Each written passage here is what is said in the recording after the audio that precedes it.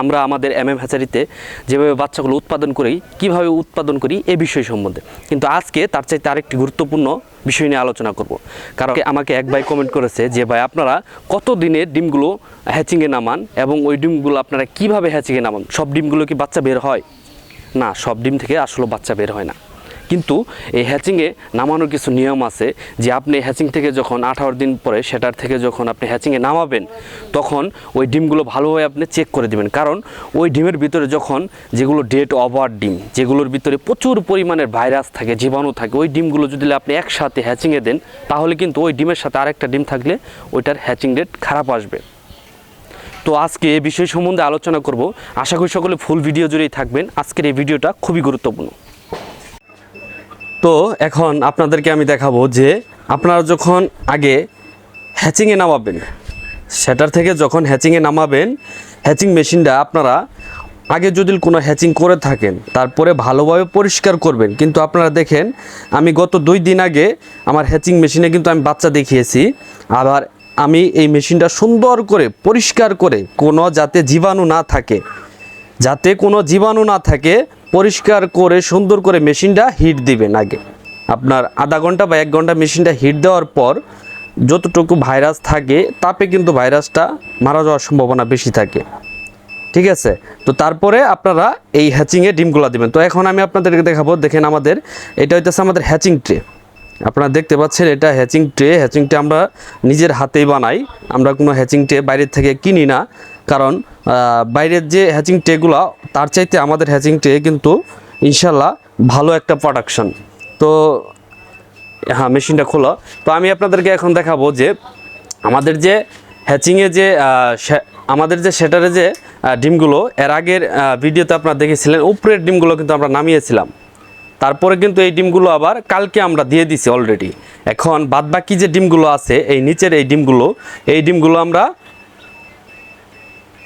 এখন এই বাদবাকি এই ডিমগুলো আমরা হ্যাচিংয়ে নামাবো। লাইট ধরে কোনটা হ্যাচিংয়ের লাইটটাকু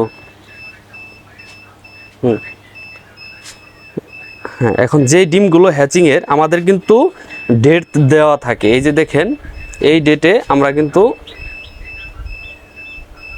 এই ডেটে এটা কিন্তু নতুন ডেট। আর আগের যে ডেটটা আমি আপনাদেরকে একটু দেখাই, একটু ক্লিয়ার করে দেখাই, বাতিটা ধরলে হবো না। এই যে দেখেন 30 তারিখে দিয়েছি। আজকে হচ্ছে 17 তারিখ, জানুয়ারি 30 তারিখে দিয়েছি। 30 তারিখে জানুয়ারি 31 মাস গেছে। তো আমরা এই দেখেন জানুয়ারির 30 তারিখে দিয়েছি। আজকে হচ্ছে ফেব্রুয়ারির 17 তারিখ, তার মানে 18 দিন বয়স হয়ে গেছে। তো 18 দিন বয়স হওয়ার কারণে এই ডিমগুলো এখন এই ডিম থেকে বাচ্চা বের হবে। এবং এই ডিমের যে ভালো এবং খারাপ যে দিকগুলো, এই ডিমগুলো আমরা চেক করব কিভাবে আপনাদেরকে দেখাই। আপনারা যারা হ্যাচিং করুন আপনারা এই ডিমগুলো ভালোভাবে চেক করে তারপরে হ্যাচিং করবেন। তো আমি একটু ভালোভাবে দেখাই। আরেকটা বাচ্চাওয়ালা ডিম যেটা, ওইটা ধরো, হ্যাঁ বাচ্চাওয়ালা ডিম। এই যে হ্যাঁ, এই যে এই ডিমটা যে দেখতে পাচ্ছ, এই ডিমটা কিন্তু ফুল একদম পরিপূর্ণ বাচ্চা। চতুর্থ সাইডে বাতি মেরে দেখাও, হ্যাঁ চতুর্থ সাইডে।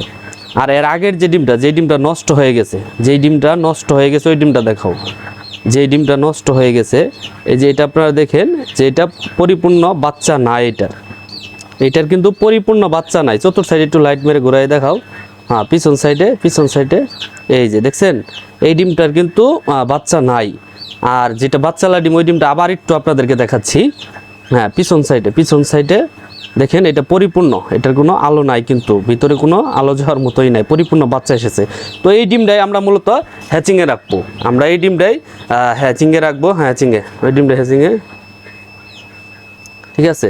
যেটা হ্যাঁ নষ্ট যে ডিমগুলো, ওই ডিমটা কিন্তু আমরা বাদবাকি ডিমগুলো আমরা ফালাই দিব। যেটা তো যার কারণে অনেকে বলে থাকে যে ভাই এত বাচ্চার রেট এত তাড়াতাড়ি বাড়ে কেন? তো রেট বাড়ার যে কারণটা সেটা হইতেছে এই ডিমগুলো কিন্তু প্রচুর ডিম কিন্তু মিস্টেক হয় এবং এই মিস্টেক ডিমগুলো আমাদের বাদ দিতে হয়। যার কারণে একটা ডিমের পেছনে আমাদের প্রচুর খরচ পড়ে যায়।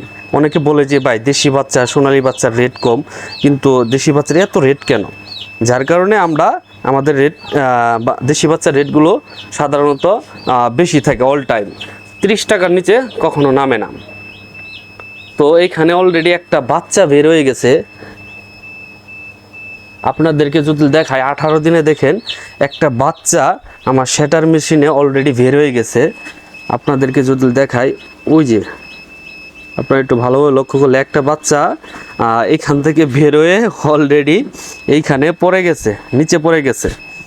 তো যারা এই ইনকিউবেটর সম্বন্ধে বোঝেন না, কিভাবে ডিম ফোটালে ভালো হয়, ভালো হ্যাচিং আসে, ভালো হ্যাচিং রেট হয়, তো এই বিষয় সম্বন্ধে আমাদের এই চ্যানেলটিকে অবশ্যই আপনারা ফলো করবেন। এবং খামার বিষয়ে আমি আপনাদেরকে বলি যে আপনারা বোঝেন না, জানেন না, কিন্তু আপনারা জানার জন্য খামার বিষয়ে যত ধরনের তথ্য হোক আপনারা আমাদের এই চ্যানেলের মাধ্যমে আপনারা জানতে পারবেন।